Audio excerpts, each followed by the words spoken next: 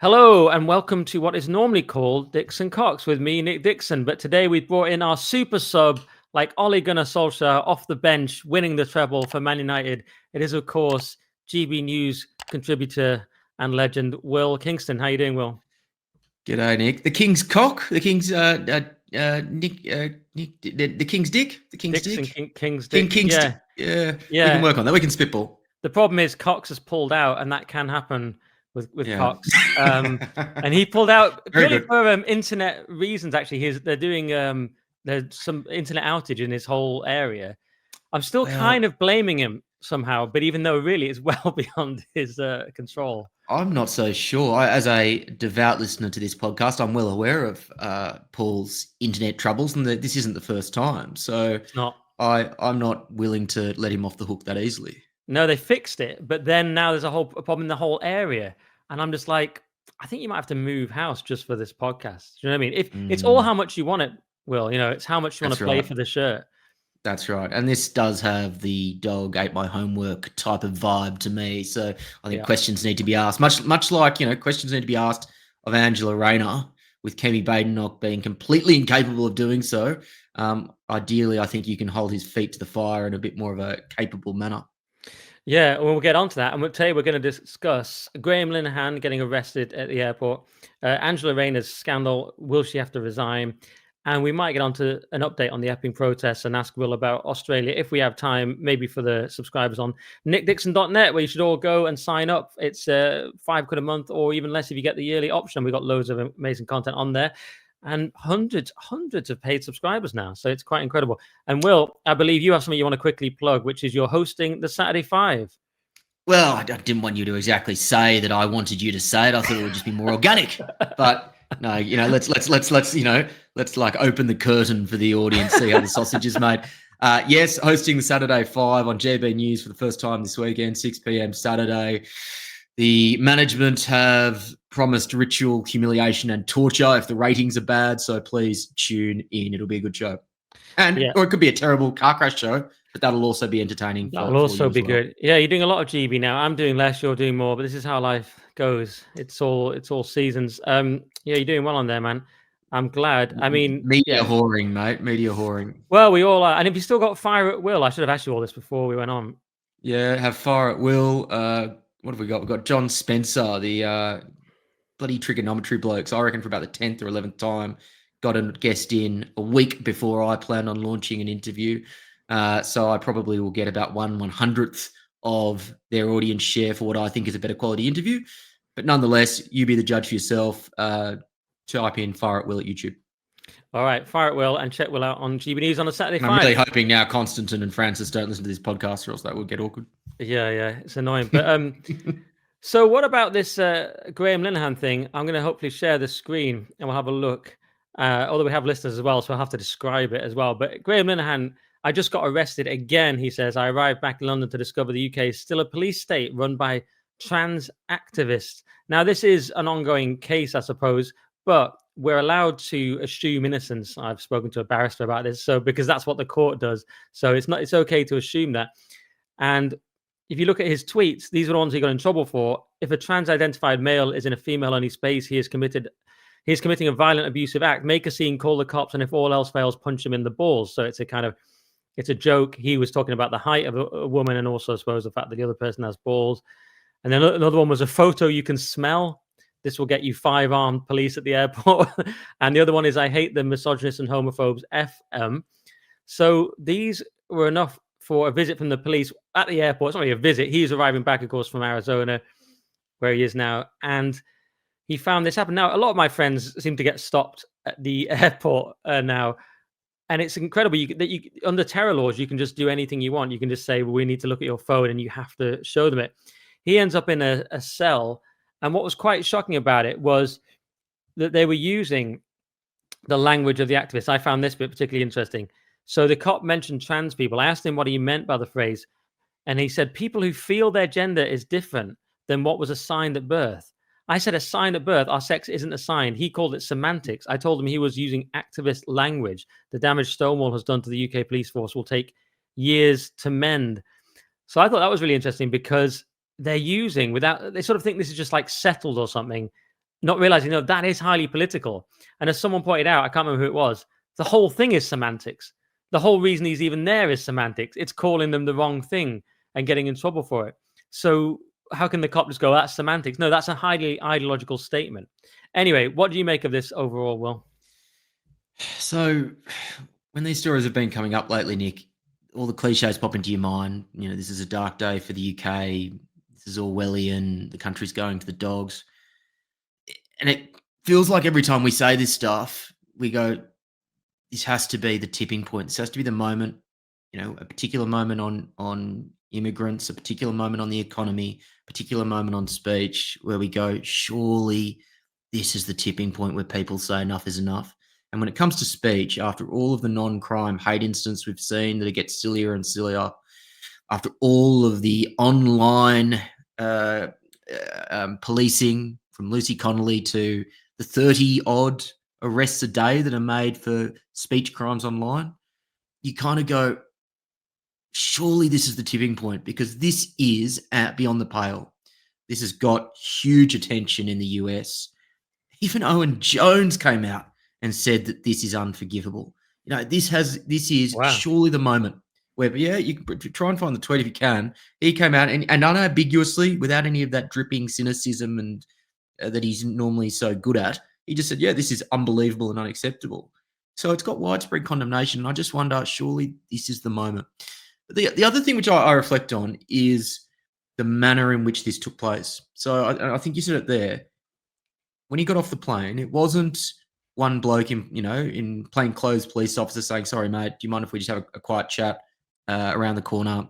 Nothing to be worried about, but we've just received a complaint or something, and we just need to cover it off with you. You know, I still would have disagreed with it vehemently, but that's one way of approaching it. The fact that there was 5 police officers, you know, not 1, 5, the fact they were armed, the fact he was then subsequently put in a police cell, you kind of go, why is that? It obviously wasn't proportionate. It obviously wasn't necessary to the accused, being Graham.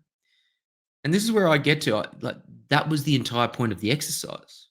They knew that this would be a high profile incident. I'm sure they knew that the media would find out about it. And I'm sure they knew that the way in which they did this would become public knowledge. And so I can only assume that that was the point. It wasn't really about Graham Linehan. It was a message to everyone to say, if you hold views that go against the elite, if you hold views that go against the establishment, we will bully you, we will silence you, so shut up. And I don't know whether that is a political directive. I don't know whether it comes from a captured police force. But for me, the story here is that this is a very deliberate message which goes out to us. It's not necessarily a story just about Graham Linehan.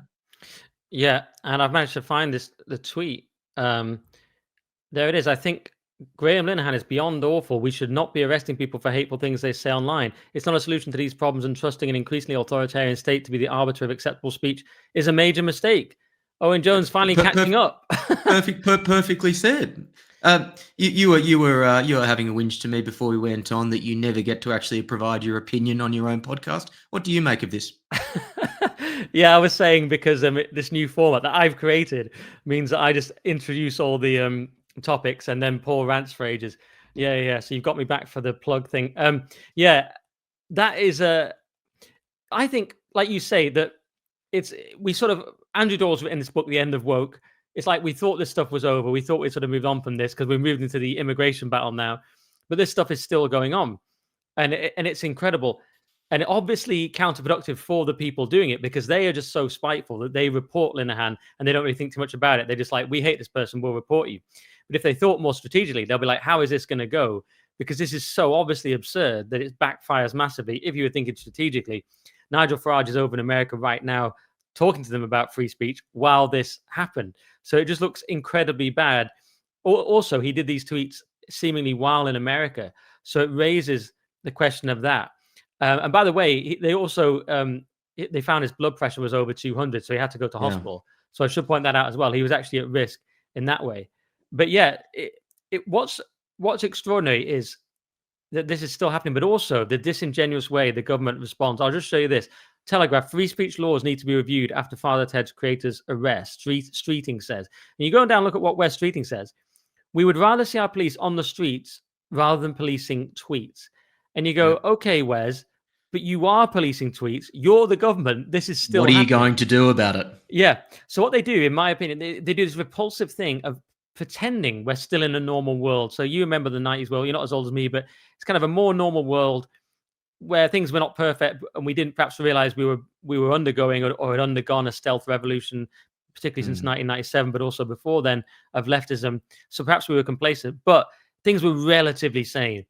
And what they do is they use the language of that relatively sane time because they know people still like that. They know that no one likes beloved comedy writer arrested by 5 armed police at the airport. They know that's a disgrace. So they go, oh yeah, this is inappropriate. It's like, it's your police. I was like, who else is telling the police what to do? You're the government. So it's just like, are they acting independently? It's just completely absurd. We'd rather not see it. It's inappropriate. It's like, you're doing it.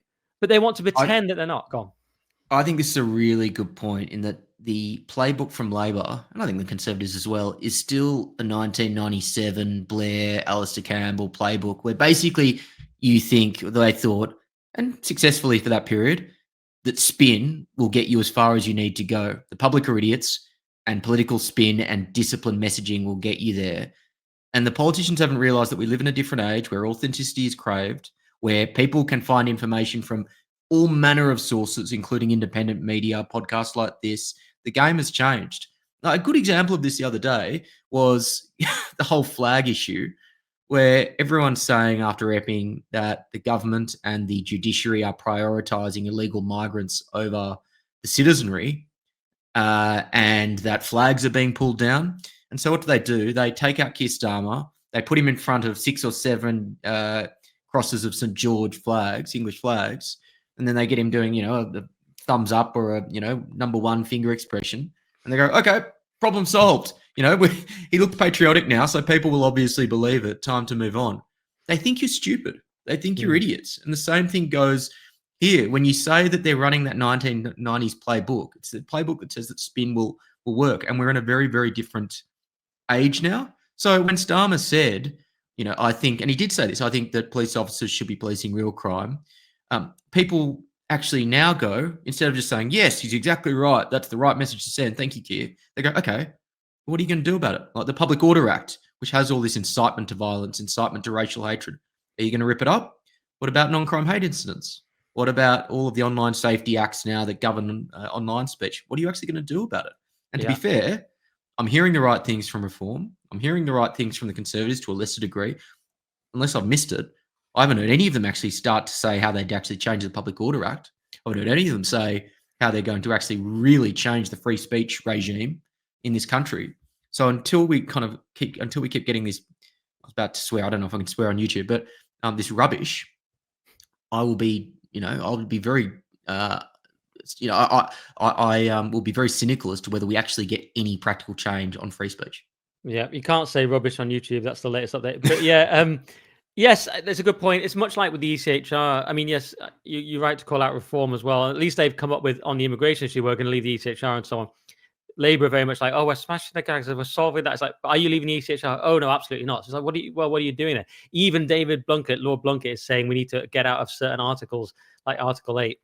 So just on this, a little bit more on this from our friend Alison Pearson, who says, or quotes a senior officer on Graham Linehan. It's a combination of officers not knowing how to use their discretion anymore, leadership convinced that it has to impose morals on the population, and a load of idiotic laws that need to be repealed, a disaster 30 years in the making.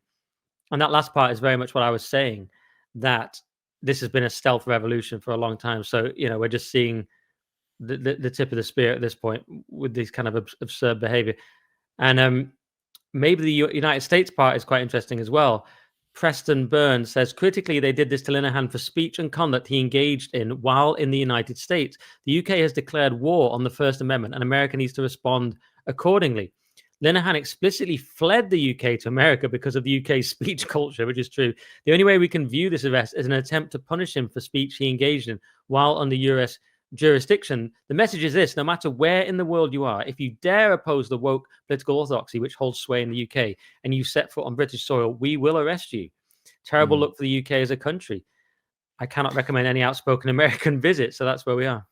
Yeah. And this idea has just come to me, so it's still semi-formed. But that point around discretion with respect to the police is a really interesting one. I think one of the problems in this country is that we have given discretionary power to too many people who aren't accountable to the public. And the two big ones, obviously, are the police and the judiciary. And the problems with both, respectively, are the police are too stupid generally to be able to make their own minds up and use discretion. Maybe that's a bit mean. Then these are not, most of the time, rocket scientists, right? They're good.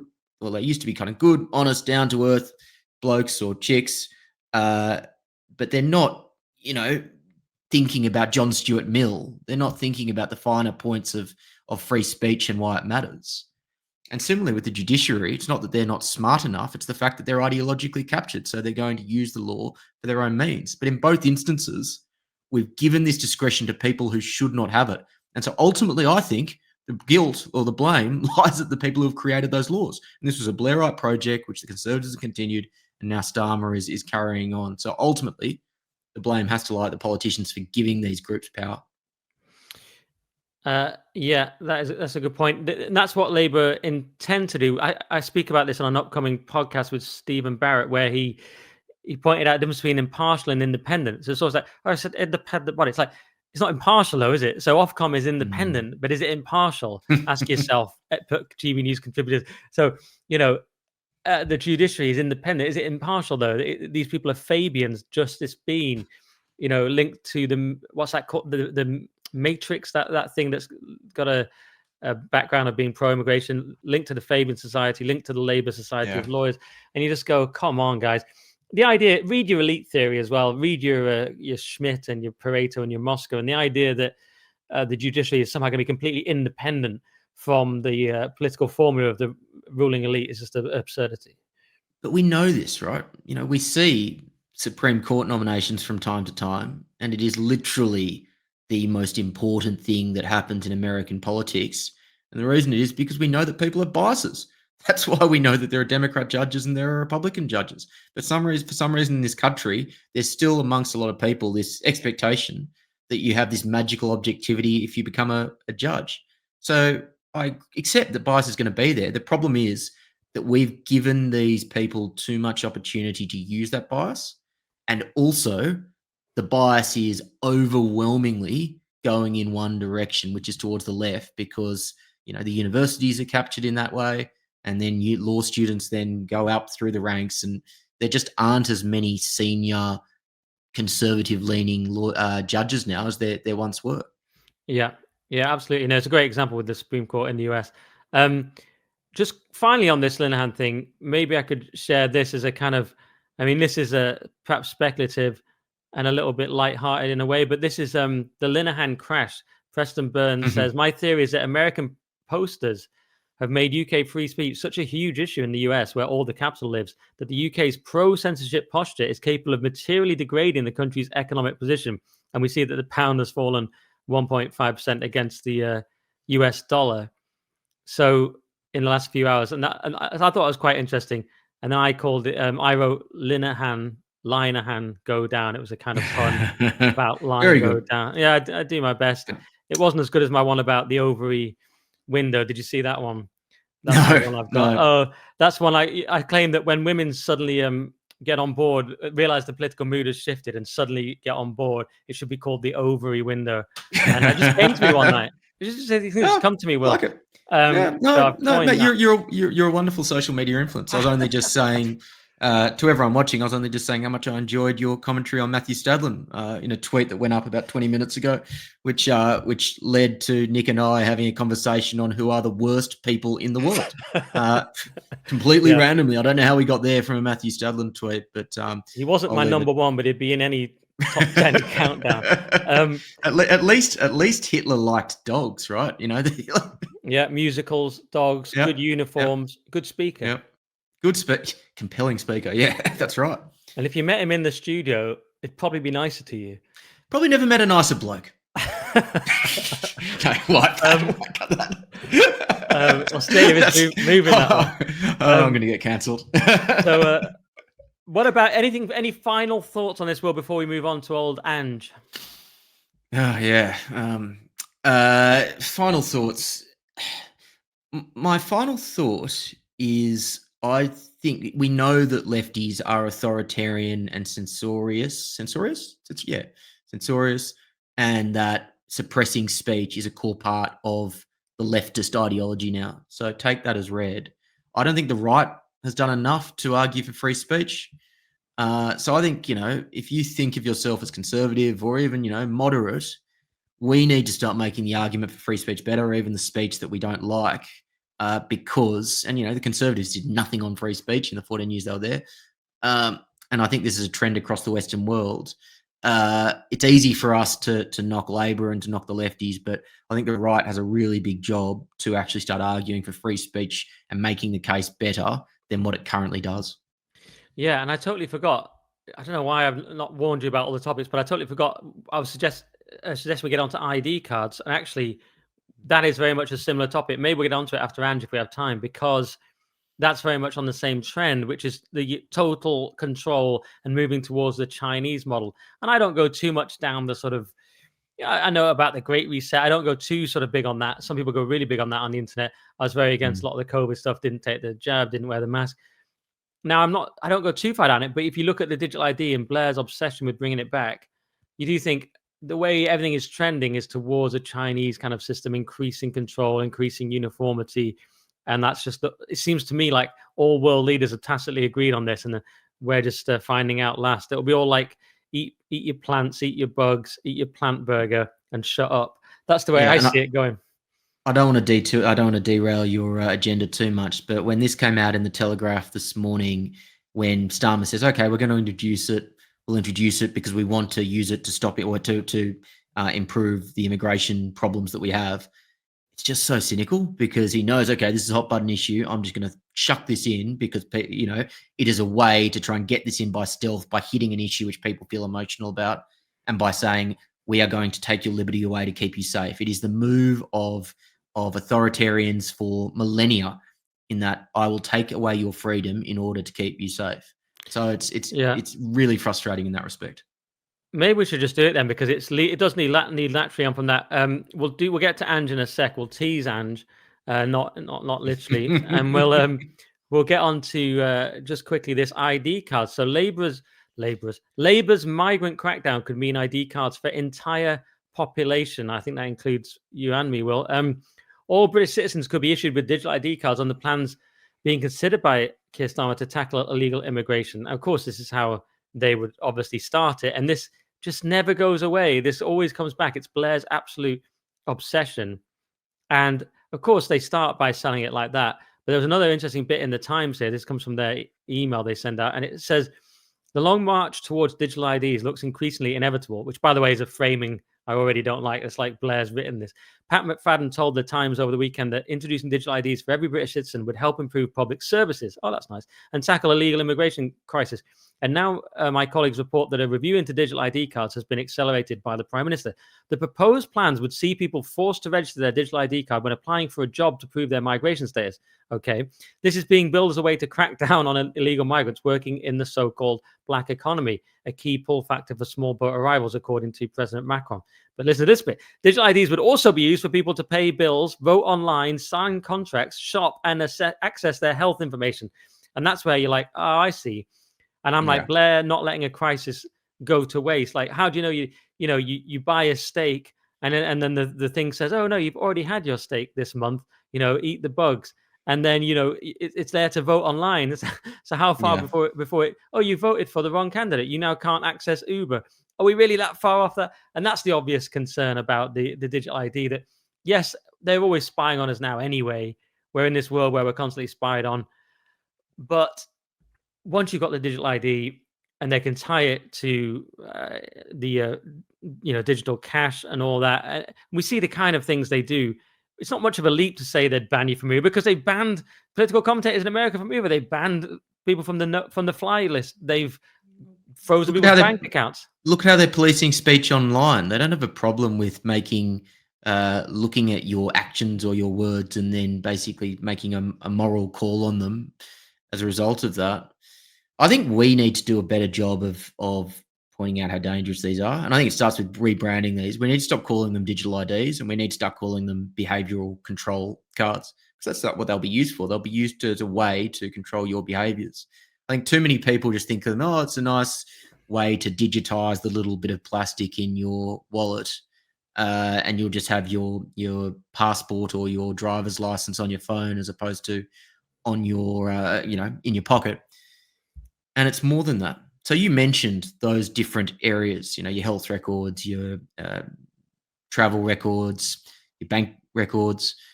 Our data's already been collected on all that stuff, right? I get that. But what a digital ID would do is it's a way to amalgamate that stuff together. At the moment, all your health data is kept separate from where you've traveled, is kept separate from your tax details. All that stuff is, and for very good reason, firewalled away from each other. You're not allowed, the tax department isn't allowed to share your data with the NHS. But what this does is it enables basically the government to pull it all together. And it's that connection together, which is what makes it so scary, because that's when you start moving to that social credit score where you're basically getting a picture of someone. And then you can start making decisions about, well, how should we limit their behaviors? And you tie that in to his next obsession, Blair's next obsession, AI. which is the facial recognition stuff. Yeah. And then you can say, right, you've got the digital ID, and then you can basically start tracking movements with cameras. And then you've got basically a complete and total package to control someone. So I think we need to make this distinction clear, because I think too many people just think, oh, well, it's just, your passport on your phone, when it is a lot more than that. Yeah, like you say, it's the centralization and, of course, the digital aspect, because if it's cashless and so on, yeah, what's to stop them? We know this is exactly where they'll go. You'll get points for, of course, eating healthy is good, but you'll get points for, if it really was eating healthy, but we know they want to outlaw actually healthy foods. And I had raw egg nationalists talking about this, steak and things like that, things that are good for you. And they want you to get into this plant stuff that's actually not good for you. And it's proven anyone who really follows it shows it's not good. And they wanted to get you onto a bad diet, but a diet that's just convenient. If you're running a huge centralized system or a massive country, whether it's China or the United States, you just go, yeah, get them on the slop, get them on the minimum gruel to survive, the plant gruel, the fake meat, and blip their card. I mean, you can get paranoid, but it seems just so. After COVID, you can't rule anything out. You can't rule anything out. Arrested for walking alone along a park, along a beach, whatever it is. Benches taped up with police tape. We can't rule out anything. I was on JB News last night, and that was the first thing the lefty said. Oh, what a conspiracy theory, Will. Stop being ridiculous. It's just going to make our lives a bit more convenient. I was a lefty, so his voice was a bit more high-pitched and softer and weaker. It wasn't the way that I've just described it. But we literally have seen 2 days ago a comedian bailed up in a cell by 5 armed guards for saying a few tweets about the biological reality of men and women. Like, if you said that to someone 20 years ago, 10 years ago, let alone 40 years ago, they would have gone, well, yeah, you have entered a dystopia. So I don't see how anyone, with some of the stuff we've seen in the last 2, 3, 4, 5 years, could say that this is now conspiracy theory territory. We're seeing evidence of it. But I think because it just comes in trickles, because, there's just one case here, then one case there, it almost just washes over you, and you almost become, what's the word?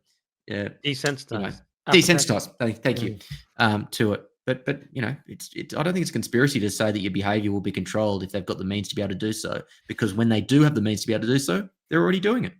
It takes some nuts to call anything a conspiracy after COVID. When it's like, do you mean like when I was forced to get a vaccine if I wanted to travel? Of course, I just chose not to travel. But it's like when my job had to end because the government told me and I had to stay in my house and I could come out once a day like a dog to be walked. Do you mean that? Do you mean when everyone had to wear a mask, although I didn't? And do you mean when it's like it can't get more absurd? Do you mean when we copied China's policy? China had drones circling, telling people to give up their thirst for freedom, and we copied that. Like, you're telling me none of this stuff can happen? It's like anything can happen because we've seen it. We saw during COVID. There's no bulwark against any of this. We don't have any beliefs that we used to have. The old Western beliefs we thought would stop it. Nothing will stop it. Trudeau said he admired China's basic dictatorship. They all admire China. They all want China, and they want this. Yeah, they want this weird type of capitalism.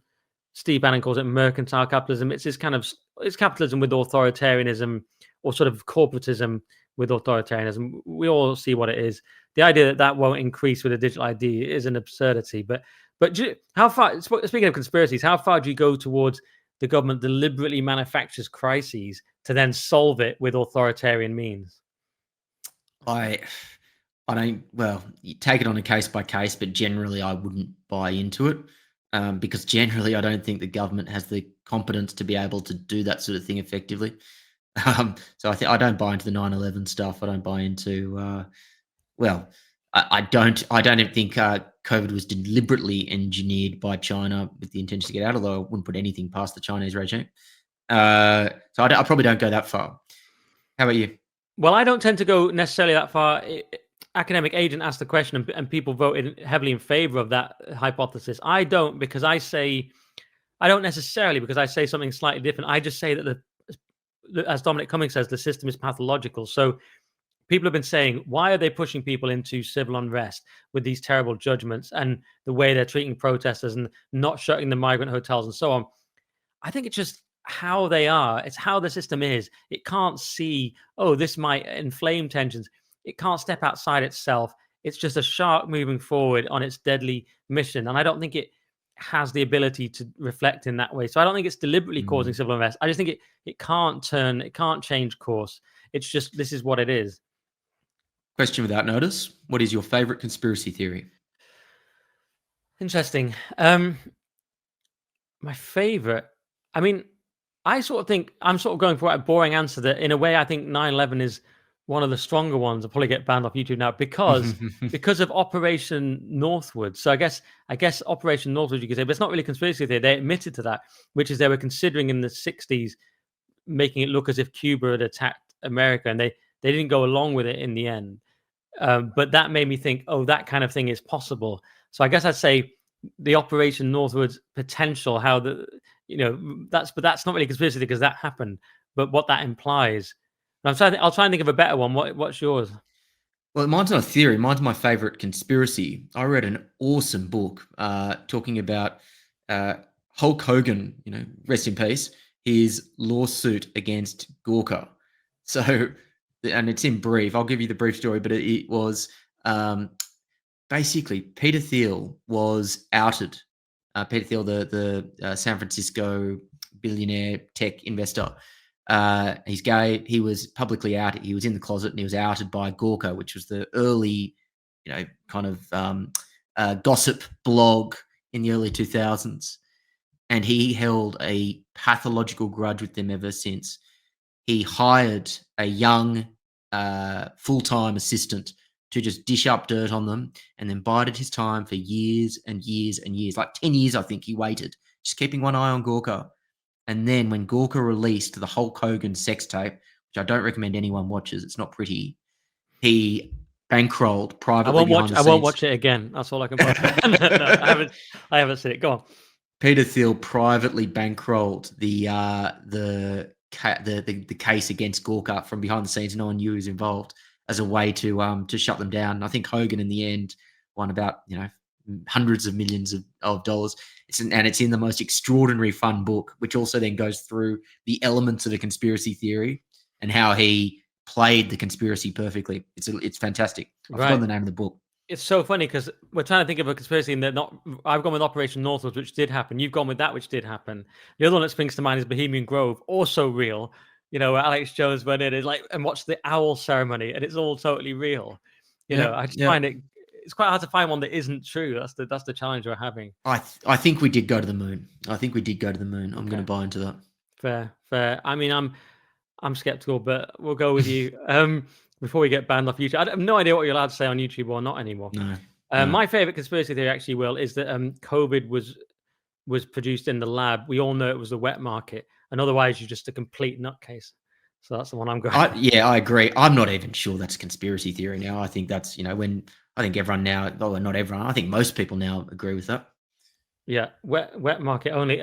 Let's do Angela Rayner then. Having promised it, I know that's what you're all waiting for.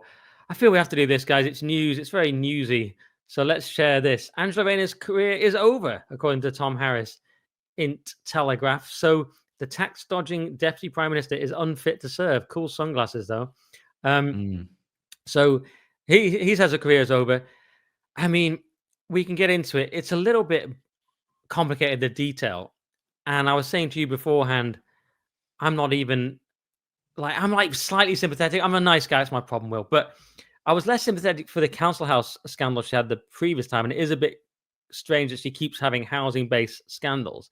This particular one is quite complicated. Her son had an injury and therefore needed extra care. And therefore they set up a trust. And I've learned it. I've tried to learn it before the podcast, and I've already forgotten because the details are kind of complex and boring. But basically, it's to do with whether her primary residence was indeed her primary residence, and it was. But she followed advice from a lawyer saying you can pay the normal stamp duty, but because she set up this trust, she was actually liable to pay 40 grand more stamp duty. But this lawyer didn't tell her this. Now she's then got a better lawyer, an expert, and he's gone, yeah, you actually do have to pay it. And it's been exposed like you're trying to dodge stamp duty. She says she's absolutely not. What was your take? Well, so it sounds like a very bad legal error if that is the case, like incredibly negligent, because basically the son was a member of the trust, and because he is under the age of 18, she still has a beneficial interest in the trust by being his mother. So basically that means that she hasn't fully removed herself from the trust in the way that she thought she had, because she's still kind of connected to it. Well, no, sorry. She is connected to it through her son. Now, again, for us, that sounds all very complicated and technical, but for any half-decent lawyer, I would have thought that is pretty common sense. So it's either, to me, she has not given the right information to the lawyer in the first place. She then has got the right advice and has chosen not to receive it, or she's had absolutely woefully bad legal advice. And again, I still don't think that is any excuse, because you need to be ultra careful. If your whole thing is we need to crack down on tax evasion, is the rich are ripping us off, and you've got millions of tweets on social media which are knocking people for exactly this type of stuff. So if, to your point, she has just got a really dud lawyer, I still don't feel for her, because if you're going to play this game, you've got to be incredibly careful yourself, particularly when the optics are you are trying to move money around in trusts in slightly cunning ways to try and save yourself an extra bob, when at the same time you're saying the rich need to pay their fair share. It really is as simple as that in my mind. That's it. I mean, let's be honest, stamp duty's bollocks anyway. The whole thing is a scam. But in the context, yes, is one sympathetic, given that she would definitely not, we imagine, looking at her past behavior, be sympathetic to anyone else in this situation. The Labour Party would be baying for blood. Of course. And they've gone so hard about this at the Tories. Then they get in, they're getting freebies, they're doing this and that. And it's completely made them look ridiculous because they were so rules-based, but they can't follow the rules themselves. So that's a big problem. And even the Independent is saying that it's a problem. And that's when you know it's not great for Angela. So Angela Rayner's job is on the line, and she knows it. And they say, with her admission that she did not pay her tax properly, Angela Rayner appears to have put herself on the fast track to the exit door of government. It's a remarkable turn of fortune for a politician who until today was considered a potential leadership candidate. Should Sir Keir Starmer's woeful poll ratings continue to fall, exactly, she was on track to be the leader. But given her outspoken criticism, as we just said, of former Tory ministers for not resigning over misconduct when she was in opposition, one rule for them, another for everybody else, she at the very least looks like a hypocrite for not resigning, but in reality may still rapidly be running out of time. So that's the Independent. Interesting point from Camilla here. So Miriam Cates says, Angela Rayner has complex living arrangements as a result of her divorce and her son's disability. She took professional financial advice that a lawyer has now said was wrong. She's taking action to rectify the situation. Rayner should not be hounded out of office. And Camilla says, you know, she thinks you're scum, right? Which is quite bold for Camilla. But of course, you know, I mean, Camilla is quite bold, but Angela Do you think she's referring to Miriam specifically there, or just... No, the Tories, because she called the Tories scum quite fair. Like scum, and it was a big story. And so she's saying, why are you standing up for her? And Miriam perhaps could be accused of naivety there. You know, I've thought that a couple of times with Miriam. She's nice when I've met her, but I sometimes think, is that naive? Yeah. And she said something annoying about the mosque in Cumbria. Yeah. She said that they should be they should go to church more if they don't want a mosque. It's like Cumbria has some of the highest church attendances for Christians, and the Lakes particularly, which is where I'm from. So it's like that's called a fault. That's a false dichotomy, I think. Miriam is what we would call that. I almost came in the studio because it was at GB and I was there, and I almost came in during the break just to say this is because it's my home, the Lakes. I'm like, no, we're Christian in the Lakes. They're planning a mosque there because of central planning that we have nothing to do with, and because they want to impose it. It's made me really annoyed. But so a touch of naivety there, perhaps. I mean, what do you think, Will? Should it be no mercy for Angela? Well, I think there's an interesting question here as to, is this the end for Raina? I put out a tweet, I know, just before this, one of those ones where I didn't think about it too deeply. And I said, surely Starmer will give her the boot, not because of any real principle, but because it's a very convenient way to get rid of his main leadership threat. And several people came back to me, and I think it's actually a better read than my original read, which was that's exactly the reason he won't get rid of her. A, because he would look punitive, and B, because all of her supporters, and there are a hell of a lot more supporters of Rayner than Starmer in the party, would revolt and would end him. So I thought that was quite a good take. I actually think she is potential.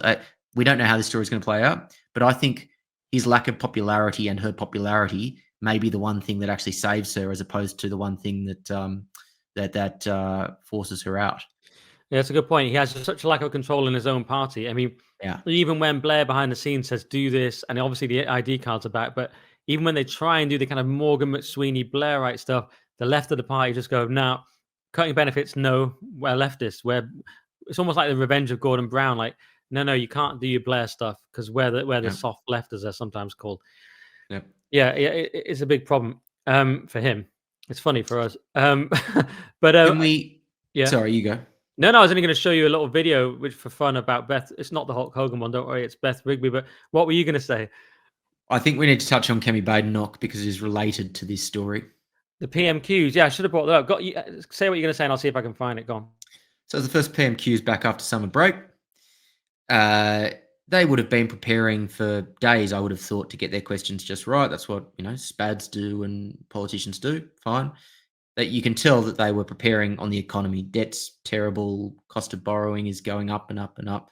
Fine. The Rayner story hits, I think, about an hour before PMQs.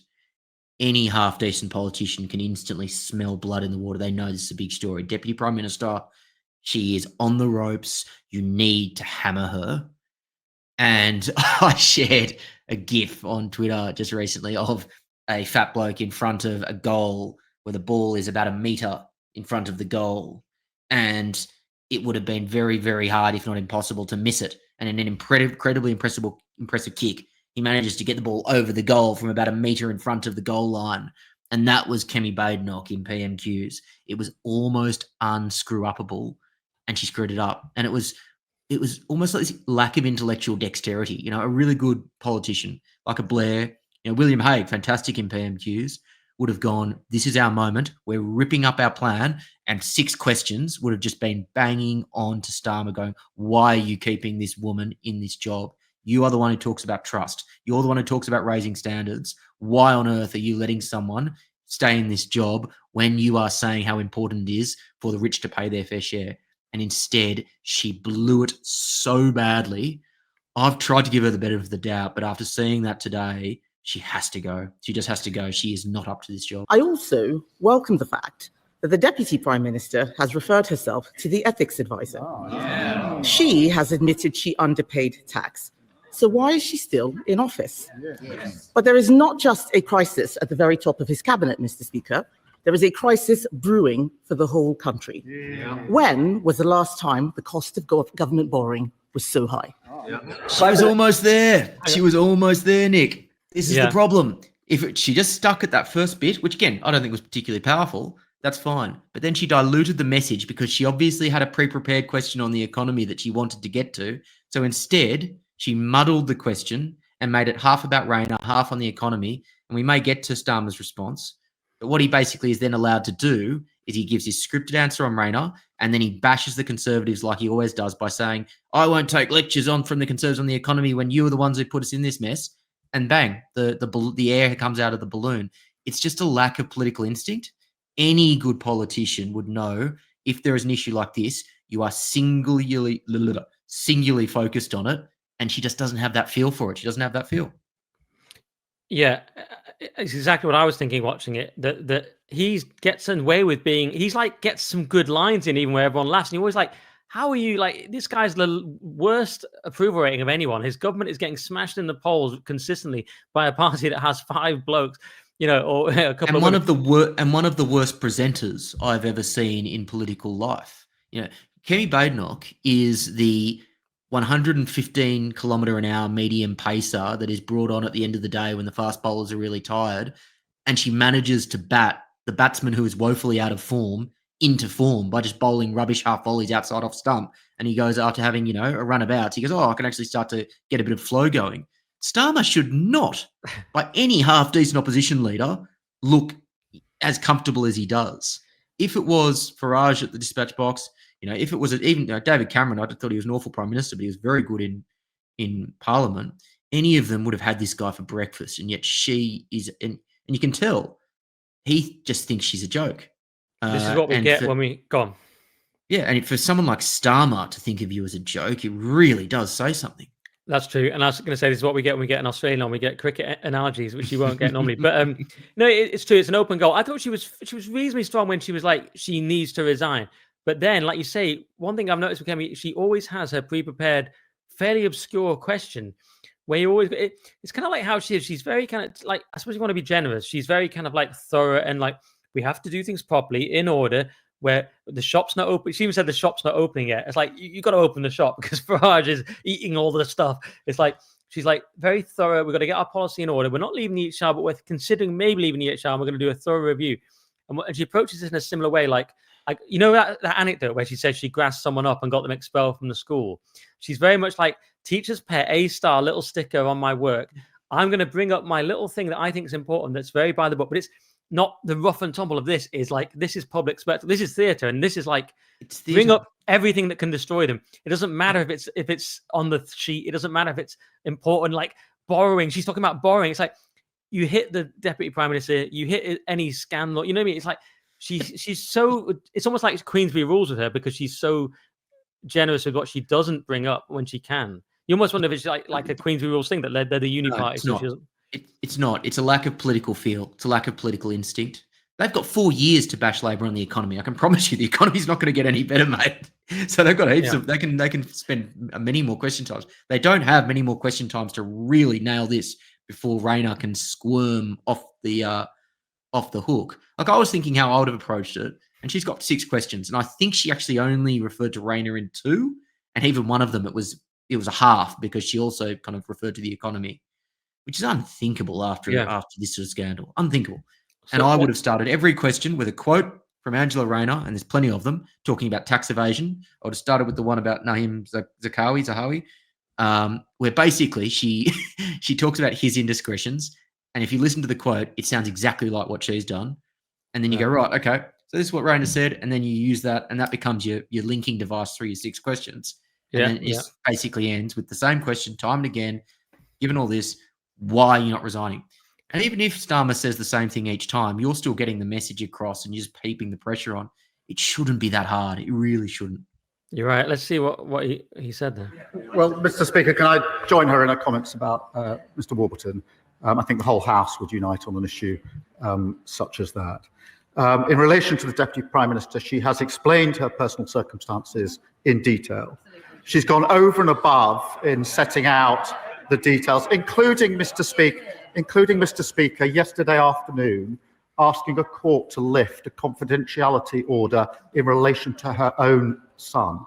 I know from speaking at length to Deputy Prime Minister just how difficult that decision was for her and her family. But she did it to ensure that all information is in the public domain. She has now referred herself to the independent advisor. That is the right thing to do. But I can be clear, I am very proud to sit alongside a Deputy Prime Minister who is building 1.5 million homes, who is bringing the biggest upgrade to workers' rights in a generation, and who's come from a working class background to be Deputy Prime Minister of this country.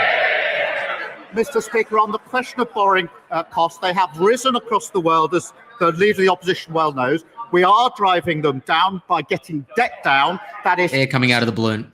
Yeah, I mean, this time Angela looks like the one's going to cry, right? Rachel I was Reeves just is doing a thinking bit that. better, but she's. And look, I don't want to sort of, I don't revel in that, but she looked, yeah, it's kind of dark. She's got dark eyes and just kind of not saying anything. Very well, obviously, she doesn't. They never speak, but she looks very different to how she normally looks in the House of Commons. But she normally looks quite smug, to be fair. You know, so, and this is, a credit to her. I noticed there Rachel Reeves during that answer very deliberately put a pat on Rayner's arm there and basically said, "Well done," or "You're all right." And I'll tell you what, that's more than what she got when she was crying in Parliament. So I Yeah. think she's a woefully incompetent treasurer, Chancellor of the Exchequer. But I actually get the sense she's probably not a bad person, Reeves. I think she's just out of her depth. But that was a nice touch from her. If I'm going to be offer a positive. I noticed that as well. She looked across, like she nodded at, and I was thinking that the whole time I was watching. I was like, Rayner's giving away nothing. But yes, I was thinking when Reeves was in trouble, Rayner stood completely implacable, like even more inscrutable than she is today. So yeah, I was thinking that it was not reciprocated. I was like, why are you being so nice to Rayner? She wasn't nice to you. Exactly what I thought. I think she's a better person. Better person, yeah, probably. Hardwired into our fiscal rules. Those fiscal rules are non-negotiable. But, Mr. Speaker, I'm not going to take lectures on the economy from the party opposite who crashed the economy, mortgages went through the roof, and a record fall in living standards. Mr. Speaker, I'm not sure we would have heard all Still on about Liz Truss, in case you were wondering. Yeah. But all right, we can. that sympathy if it was the Conservative Deputy Prime Minister who was being attacked. I remember when the Prime Minister said that tax evasion is a criminal offence and should be treated as all other fraud. If he had a backbone, he would sack her. But let's get back to the issue of borrowing. He did not answer why it is so...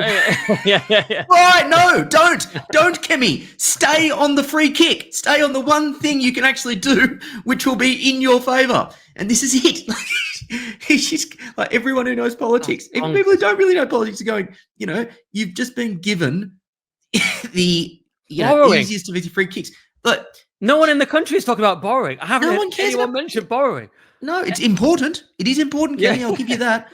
But it's not what you talk about when the Deputy Prime Minister is being hounded out of her party by all of the major papers, and yet you seem intent on trying to distract the media from her as opposed to actually finishing her off. Yeah, that is proper bonkers. I mean, if you say, okay, it's the Uniparty doing what it does, but no, it just seems to be, as you say, it seems to be in this case just Kemi's lack of instinct. That is, but let's get back to borrowing. It's like, yeah, you sound like the Starmer. That's what he would say. Let's get back to borrowing. Why are you saying it for? He'd love to talk about borrowing all day. Yeah, no one cares about that's borrowing. right. And the only thing I can think is that they've been planning for a few days on what they're going to talk about, and she just doesn't have the intellectual dexterity to think on her feet and be able to change her plan at the last minute. That's the only thing I can really think of to explain it. No, I agree. That's almost certainly what it is. That's kind of how I feel she is. An engineer, it's not it's not a massive criticism, but when it comes to this thing, it is a big problem. And I thought it would be interesting to get Beth Rigby's take on it, because she did an interview, and the claim was from people like Dan Wootton that she was not completely impartial. So let's have a look at this, where she refers to her as Angie Rayner during an interview. It's extraordinary. Was there a moment as a mum, not as Angie Rayner, the Deputy Prime Minister, where you thought, I'd rather just quit this than have to actually explain about my son who I'm trying to protect? Did you think about just packing it in rather than having to do this now? And that's all he's really said there, but it's like, Angie Rayner, I had to listen twice. It's like maybe she just said Angela really quickly. No, she said Angie Rayner, which I thought was kind of, they're obviously like mates. The media's all mates with the politicians now, but that seemed a particularly egregious example. Yeah, and look, this is why Sky News are sinking further and further down the toilet every month, and why GB News is now the #1 channel. And look, to be very fair, I will offer balance here. GB News are at risk of the same problem with reform politicians if they're not very careful too. So they've got to work very hard. Let's face it, Farage is an investor in GB News. There's rumours that Rees-Mogg, who has a show on GB News, could be defecting at the Reform conference this coming weekend. So that means you'll have at least 2 serious Reform figures with shows on the channel. So yeah, this is obviously the Beth Rigby thing. Such a great example of mainstream media cozying up in that little liberal bubble where they so like to stick in, where they're all having cocktails together in the Westminster bubble. GB News have to be very careful that they don't follow the same path when it comes to reform. Yeah, and of course they've also had Tories, as you say. They've had Rees-Mogg, they've had Portillo, I suppose he's former Tory. They've had Esther McVeigh and Phil. Yeah, I mean that is an issue. It can be, and I've been very critical of reform when they've deserved it on GB, pretty scathing. Though I was in a kind of minor role on there. You wouldn't really see the presenters doing it, and that is a big problem for it. I wish they didn't do that, but that is a reasonable accusation where it's like, hang on, do you really go at reform? Now Camilla had Rupert Lowe on. But it seemed like Rupert Lowe wasn't allowed on, and Camilla was the only one. You can imagine Camilla saying "sod that," and she had him on. But mainly, it's like you couldn't. I didn't really see anyone else have him on or really cover it. And I would say what I wanted, but I didn't think the main presenters did. Yeah, so I should add, I've never been told what to say when I've been on GB News, and I've never got any direction whatsoever that you need to toe a particular party line. So I'll make that incredibly clear. But I'm more talking about the optics. I'm talking about perception. And it's the same thing. It's like Angie Rayner, that creates a perception that you are chummy. So, just very similarly, GB News needs to be concerned about those types of optics. Absolutely. And here's another one. Beth Rigby then goes on Sly News, Dan's phrase, to lobby for her mate Angie Rayner to be given another chance for making a mistake, completely silenced by her chartered accountant Tory guest who says she must resign. You can't make this up. And you do wonder, would it be the same for a Tory? But let's hear it. To that though, I mean, there are different. You can make a tax error, or you can actively evade tax. Okay, I'm not a tax expert, but I do know these basics. Yeah. You're a chartered accountant. You'll know much more than I will.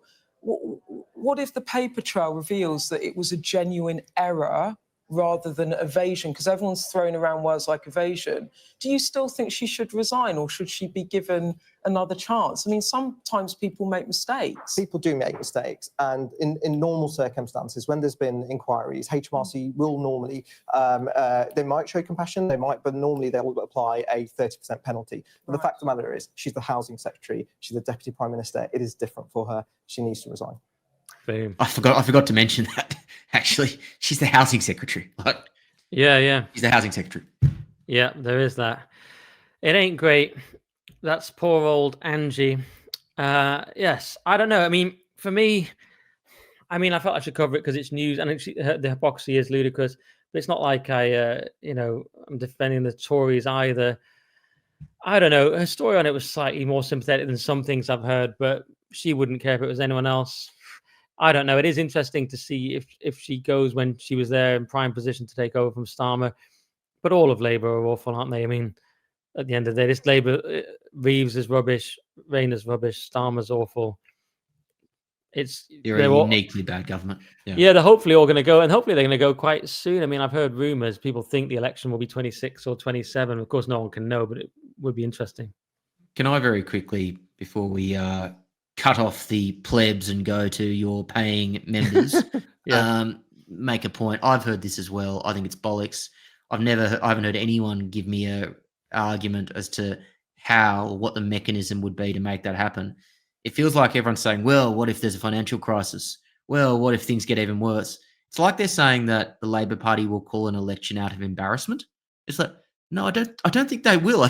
They may sack a prime minister, but even if we have to get an IMF bailout, even if things go absolutely dark as night, they're still not going to call an election. They're just going to change leaders, or they're just going to say, well, the Tories will be worse or whatever. I'm yet to hear anyone, this is a conspiracy theory, I'm yet to hear anyone give me an argument as to how an election would actually be called before 2029. I have seen parties sort of almost just, there's so much pressure that it somehow becomes untenable for them and they're sort of semi-forced into it. I have seen that usually from the Tories, I'd say, at times in the past. But yes, I know what you mean. Why would this Labour government do it to itself? Maybe if there was a no confidence motion when you had a really thin majority and you had a couple of backbenchers lose their nerve, and if you had a 5-seat majority or something, then maybe. But they've got a stonking huge majority. They're not going to lose a no confidence vote. There's not going to be that many Labor MPs who are going to vote for, Turkey's voting for Turkey for Christmas kind of thing. So, I think this is wishful thinking on our side of politics. We want it to happen. So therefore we're concocting these kind of ideas in our heads. But I would just try and temper expectations on that one, as unfortunate as that is. All right. Fair dues, the sensible voice of reason, Will Kingston. Where can people find you, Will, before we go off YouTube? Yeah, Fire at Will, available on all good podcast platforms and on YouTube. New episodes every Wednesday. And, of course, tune into JB News Saturday, 6 p.m, when finally there will be a half-decent host on the show.